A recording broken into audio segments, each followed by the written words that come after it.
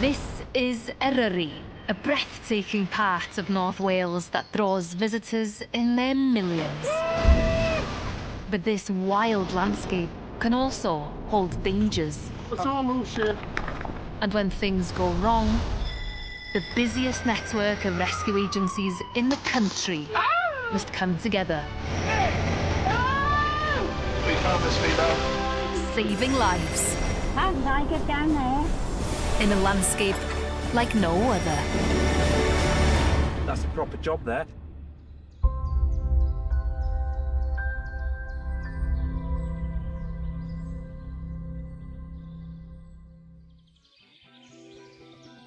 Eryri, Snowdonia has got busier. Without question, yeah. It's a very picturesque, very, very beautiful place. So naturally people want to go and have that experience themselves. Many of the 4 million people who visit Eryri each year head for the area's most famous hotspots. Like Yr Wyddfa or Snowdon, Wales and England's highest peak.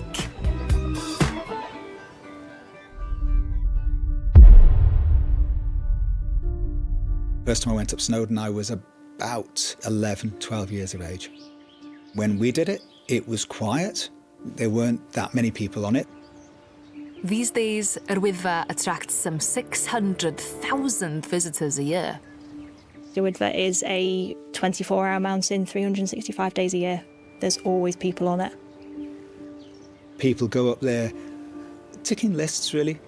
The classic sort of, oh, we've done Snowdon. Sadly, because of the volume of people that we get, we also get a higher volume of accidents. It's an August bank holiday weekend, and visitors are out in their droves. So it's no surprise when a call comes in for help.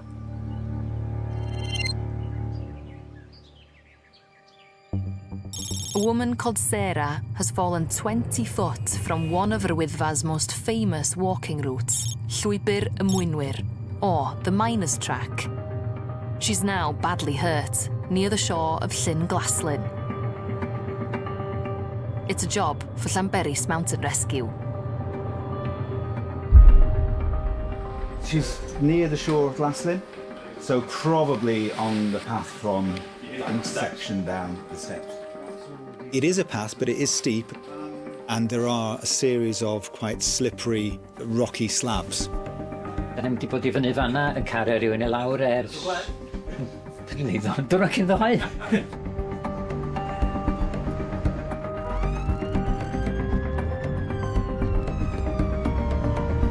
We can drive to a certain extent up the Miners' Path. And the path was very busy. Threw themselves off the path. That in itself gives an added challenge. To crash into. This is as far as the 4x4 can go.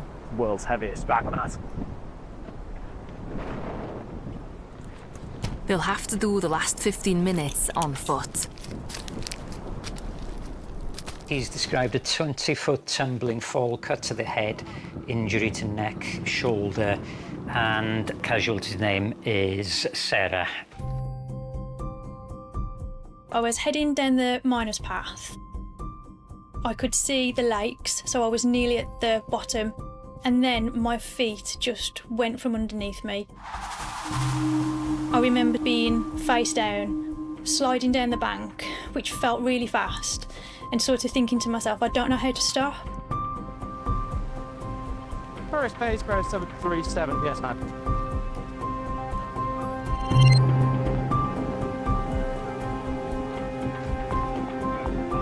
I must have hit my head because I think I lost consciousness, and I knew I'd hurt my back. I've never felt pain like that before. So obviously you've got a bump on your head. My head, Yeah, your head, my neck, your neck. shoulder. She was conscious and breathing, and those are the first two things which are of importance. Can I have a finger from this hand, please? The casualty had a cut to her head, and she was also complaining of discomfort in her lower back. It rings immediate alarm bells. Sweet. Paris base 737. I've got medical update for you when you're ready. Pain in lower back in the lower lumbar and coccyx region, and pain in the left shoulder. The pain in my lower back just felt like a sharp pain, and it wouldn't go away, it was constant. Pain score 5 out of 10 when sat still, but increases on movement. Worst case scenario, that could be involving some sort of spinal cord injury, a pelvic injury, which are obviously both quite serious. They give her an inhalable painkiller. We are now giving 3 milligram Enthrox. Whistle this time over. That'll help with the pain, so get some good breath of that in you before you try and move. Big breaths in and out. What hurting when you're doing the bottom of your back? We have to make sure that we get them to a hospital where we have access to better resources to find out what is actually wrong with that person. Are you happy to transport her on stretcher? We were thinking aircraft with the possible LZ being Glasgow shore.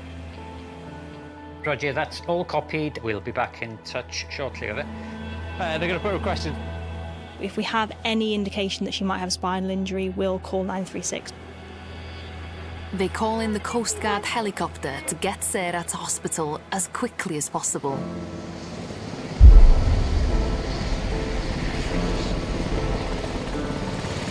We're up until out in the next 5 minutes or so, maybe 2.5. Land down there, just want to keep people up there for a short while, that's okay, thank you.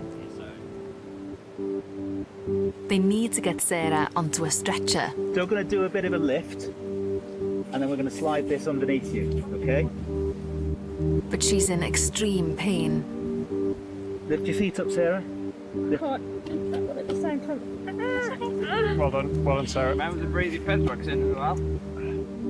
Whenever you've got somebody who has got a painful injury, loading the person onto the stretcher is always a difficult move. World of pain now. Whereabouts? In the bottom of your back? That's back, yeah. We're going to have to lift you, Sarah. We've got no choice about this. Over the top there. Okay, are you ready? Ready. 1, 2, 3, lift. Well done, Sarah. Oh my god. Oh. Sarah, was that your bum again? Yeah, it's so bad. Okay, keep breathing that pen for us. Keep breathing it in. Another go on it for us. Come on, Sarah. Right, I'm going to lift legs and we'll just slide Sarah down. down. I've got hold of the mat. I've got hold of the mat under here. Steady. Steady.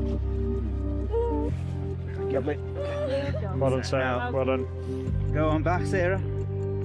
That's it. Over, Sarah. Let's bring your arm down a little bit. Sarah, So, this you can bring arm. this down. There we go. Good stuff.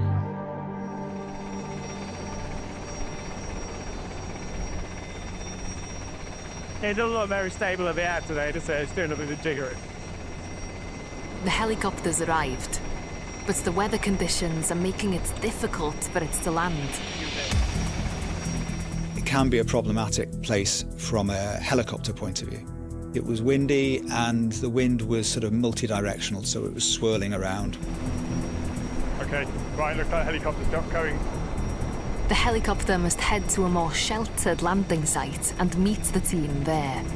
Paris base 737, DS9. We're going to go for the crusher or causeway. We had to make the decision to carry the patient down to one of our vehicles to hopefully transport her to somewhere where we could meet the aircraft. That's what she's in agony. That's what I was saying. Every time we hit a bump, she winces. It's a 30-minute stretcher carry. And the same again in the truck. That's a lightweight stretcher.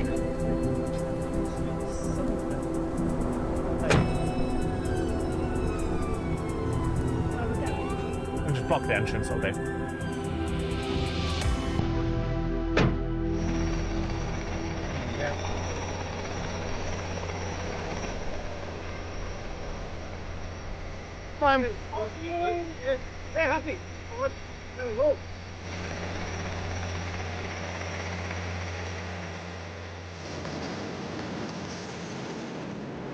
At last, Sarah is on her way to hospital in Bangor.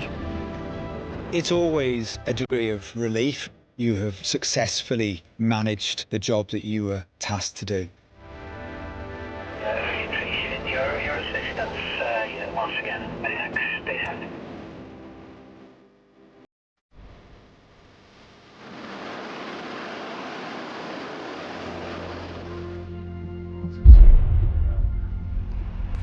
Straight in, alright?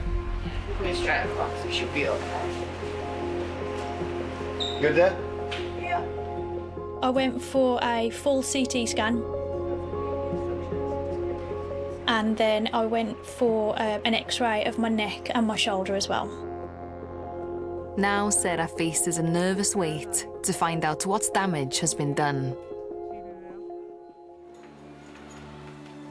So I've had a look through your pictures. Your spine looks okay.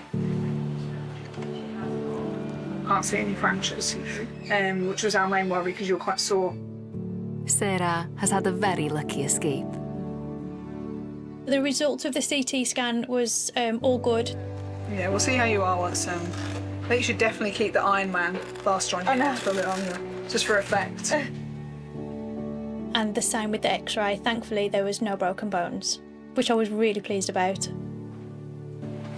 Don't even look like me, I look like a witch. Aside from some pretty hefty bruises, you've got away from this unscathed. Yeah. It was a huge relief, but there was a whole team of people that came together to help me that day, and they are all fantastic in my view, all of them.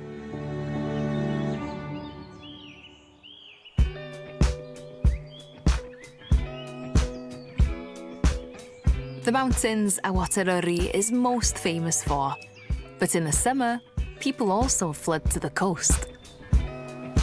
On a summer's day, especially on a busy day, you look around and it's just full of people. It's hundreds, if not in the thousands.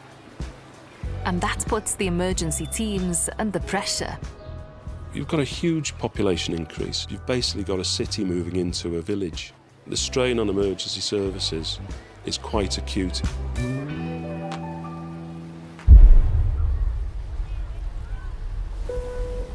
It's midsummer at Barmouth or Barmouth Beach. It was one of the nicest days that we've had for a long time. It was fantastically warm. The sky was nice and clear. Technically, I'd describe it would be called absolutely rammed. And the Coastguard volunteers are gearing up for a busy day. Paddling against it, so you can watch him now, he's starting to paddle. When that tide starts changing and starts moving out, and if you've got an offshore breeze accompanying that, that makes the beach dangerous.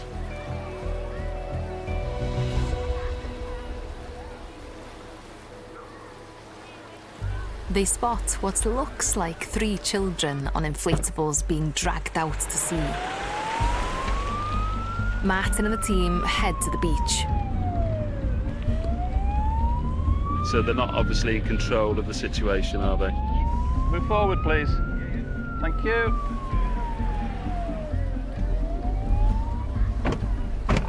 So we straight away drove onto the beach, and as we got there, the lifeboat was already on its way back into shore. Is everybody okay? Yeah. Did you realise how far you were out? I told him that. Yeah. Were you the one that was starting to come back? Good lad. But before they can give the boys a lesson on the risks of using inflatables at sea, another urgent call comes in. See those two walking back with the lady? They've lost a child, blonde-haired child. If you could possibly get a description and details. Yeah, we've just been told that the missing child, yes, is there? Lucy, 5, last seen at the water, blonde. A missing child requires a quick response. She was wearing a flowery swimsuit, I'm pretty sure. It's important to find them as quick as possible, just in case something bad does happen. She was last seen going into the water with her husband. And it was just here? Yeah, just over there. That's the big fear. Where were they last seen? By the water, and that's always the nightmare scenario. The team speak to Lucy's mum. I just heard you mention she was with a friend. Is she still the friend? The friend and my husband came running back, and Luke went, I can't find Lucy, and I don't know why. The friend's safe. Lucy is lost somewhere along the 2-mile stretch of sand that makes up Barmouth Beach.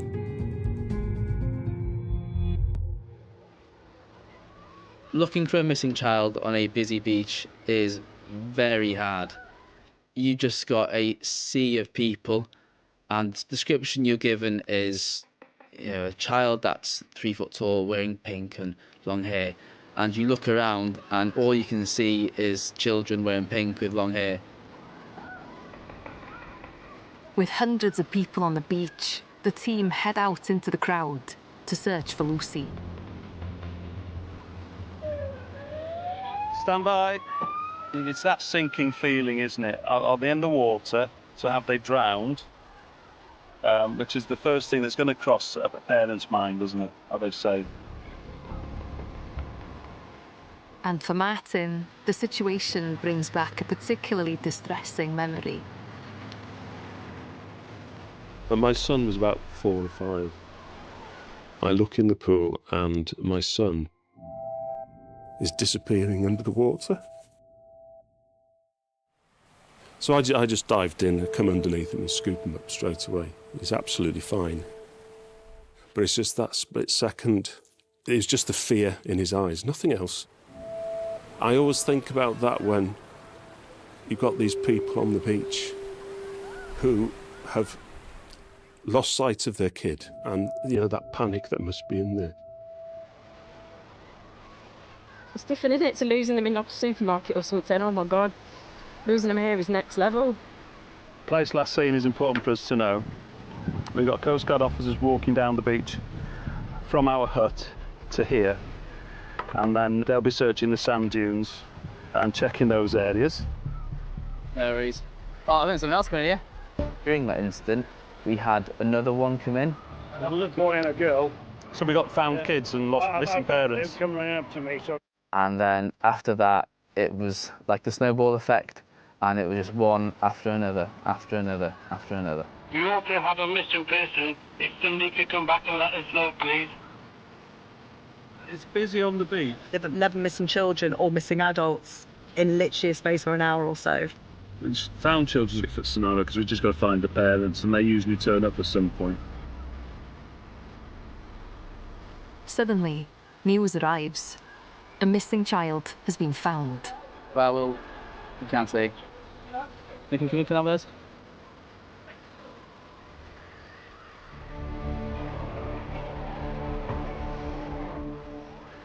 Is she okay? It's Lucy. Just a bit scared, doesn't need any medical help. Hello, sweetheart, you okay? You've been in the water? Her dad has found her, safe and well. That's right, it's all over.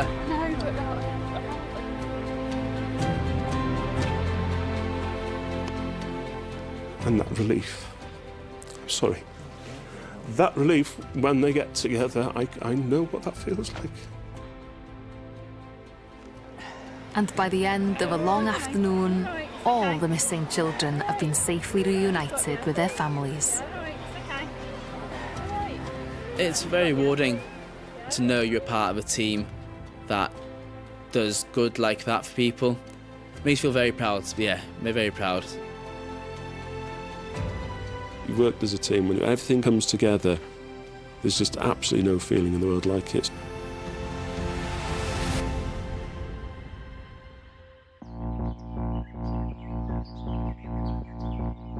On sunny days, Eryri's rivers, gorges and waterfalls are another magnet for visitors keen to cool off.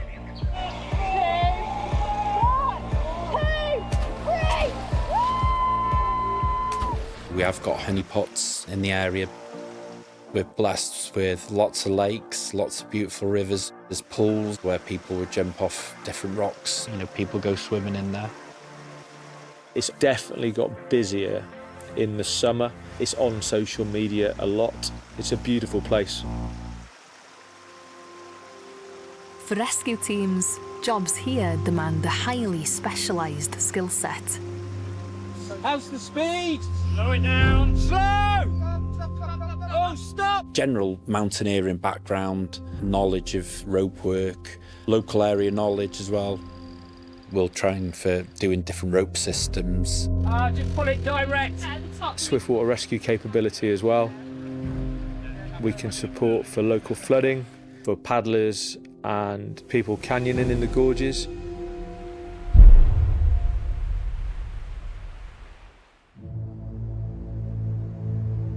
It's a sweltering Saturday afternoon. when a call comes in. A 24-year-old man is injured after jumping into the river. He's with his family near tourist hotspot Betws-y-Coed, not far from Pont y Mwynwyr, or Miners Bridge. Over, see you later. Ogwen Valley Mountain Rescue get the call. I think there's a second job just come in. Yeah. But within minutes, 2 other jobs come in.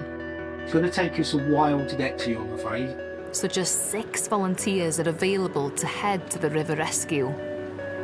Yeah, 208, we're now just coming above the Miners Bridge, mate. We're just trying to get through the gate, over.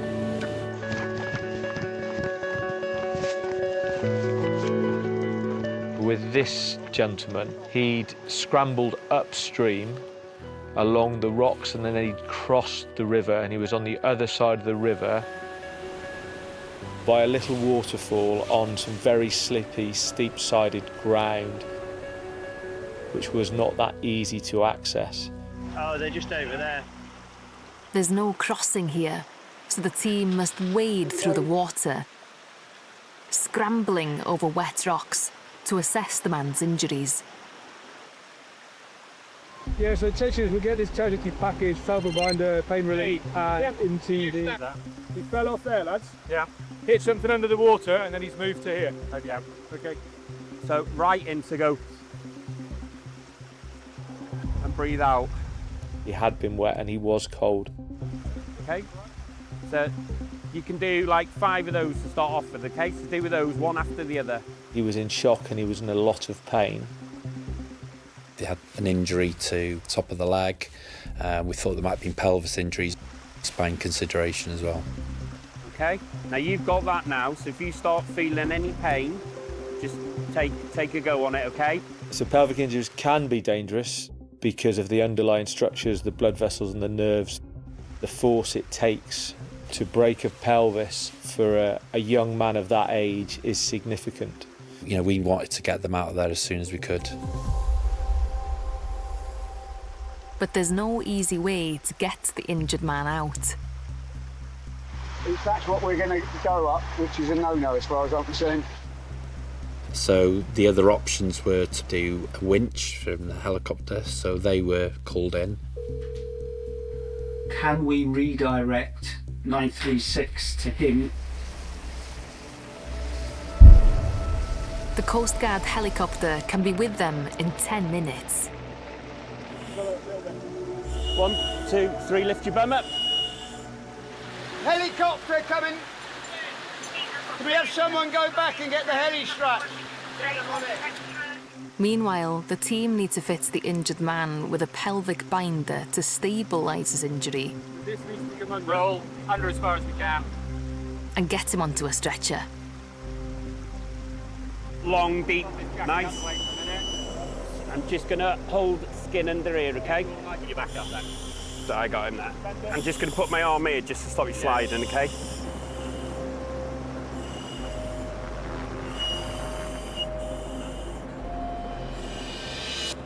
But when the helicopter arrives, there's a problem. Going right to there.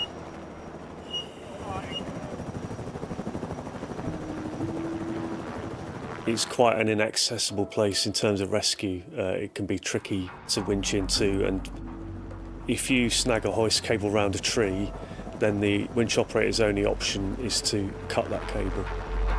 I might have to say I'm sorry, but we don't think we should try this. We totally understand, totally agree with that. Thanks for trying. It was a chance, but that's totally justifiable. Thanks for attending, and I'm sure on base will have other stuff for you. Right, that's it. Helicopter's not playing. With the helicopter unable to help, the team will have to get the injured man out by themselves. We couldn't use the helicopter, so then we went to Plan C. Stretcher. 206 on AS2. Stretcher. Stretcher. Which means the 6 of them carrying the casualty in a stretcher across the fast-flowing river. Normally on a stretcher carrier we'd be looking having 8 people. We had that many call-outs that day that you manage with what you've got. We knew it was going to be a difficult extraction and there were definitely risks. They rig a rope system across the water. Put them on the high line, so if we put the helicopter straps on a pulley, we can just pull them across. And start to bring the stretcher across. Okay, we've got hands on. Dave, if you can lift. Yeah, I got it now. And lifting at head end. Up you go. Sometimes we have to make decisions which are not the gold standard, but as long as they are appropriately risk assessed and are the right thing for the casualty, then sometimes we will have to make those decisions on the ground. Okay, well, there's a knuckle work here. Yeah. What I suggest is rotate the feet to Luca. Yep. Your feet. Yep. Luckily on that day, 4 of us were swiftwater rescue trained. And hold while we're over rock, let me move forwards and hold. You want to go? Yeah. 4 of us were also advanced rope trained, so we had a lot of knowledge within a very small team. You got him, Tim? Go. Yeah, we go. Go, quick. And hold. Go down. And hold there. Hold. Okay, I've got this side, Jed. Secure on that side, everybody? Yeah. Okay. Wait. Yeah, hands on. Got it. Pose up so we stay dry. Wait. Hold on, let's rotate. We need slack. Oh, slack, please, Dave. We were lucky that the river wasn't higher. 1 foot higher, the techniques we used would not have been appropriate, and we would have had to wait for Ogwyn or another team to assist us. Over the ground. Go down on. Down on 3. 1, 2, 3. Finally, they make it back onto dry land. Ready, brace, lift. Okay, it's going to be tight on the right. Perfect. Yeah, stop. And hand the casualty over to the waiting ambulance crew, who'll take him on to hospital.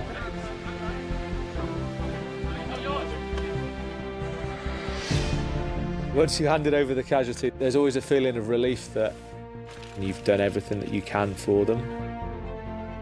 Every call-out is different. You never know what you're going to go to. We train a lot for them. We have a saying that it's train hard, fight easy. X-rays later reveal he's badly fractured his femur. We were a good, solid group of team members making right decisions at the right time. It's a nice feeling.